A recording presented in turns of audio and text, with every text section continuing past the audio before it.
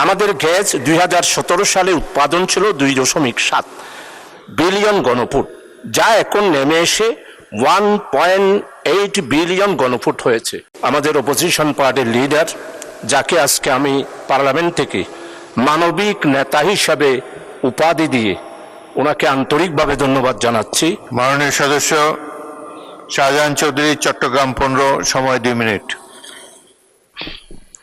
আসসালামু আলাইকুম, নাহমাদুহু ওয়া নুসাল্লি আলা রাসূলিহিল কারীম। মাননীয় স্পিকার, আপনাকে অসংখ্য ধন্যবাদ। অর্থ বিল পুরা বাজেটের জন্য অত্যন্ত গুরুত্বপূর্ণ একটি বিল। এই বিলটা পাশ হলেই মঞ্জুরি শুরু হবে, এই বিলটা পাশ হলেই বাজেটের যাত্রা শুরু হবে মাননীয় স্পিকার। তাই এই বিলটা অত্যন্ত গুরুত্বপূর্ণ। আমাকে জনমত যাচাই আপনি বলতে দিয়েছেন, এই জন্য আপনাকে অনেক ধন্যবাদ।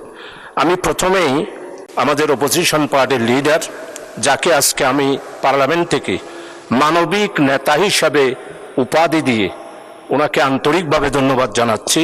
উনি আজকে বাংলাদেশের ইতিহাসে অপোজিশন আমরা কিভাবে দেশপ্রেমিক হিসাবে ভিন্ন ধারায় বিরোধী দল হিসাবে আমরা দায়িত্ব পালন করব সেই ব্যাপারে দিক নির্দেশনা দিয়েছেন মাননীয় স্পিকার, যেটা অতীতের 54 বছরে আমি 2বার বিরোধী দলের অপোজিশন লিডারদের বক্তব্য শুনেছি, কিন্তু আজকের বক্তব্যটা একটা আমাদের অপোজিশন পার্টির লিডার ডক্টর শফিকুর রহমান, মানবিক নেতা, উনি একটা বাংলাদেশের নতুন অপোজিশনের দায়িত্ববোধের ক্ষেত্রে উনি যে বক্তব্য রেখেছেন, ওনাকে ধন্যবাদ জানাচ্ছি। মানে স্পিকার, আমার জনমত যাচাইয়ের জন্য 2-3টা বিষয়। একটা হলো গ্যাস।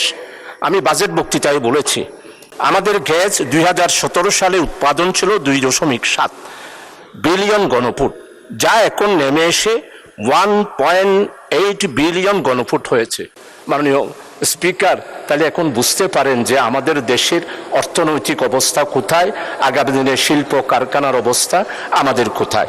এরপরে মাননীয় স্পিকার, কৃষির ক্ষেত্রে কৃষির মধ্যে ঢুকাই দেওয়া হয়েছে পশু সম্পদ এবং পানি সম্পদ।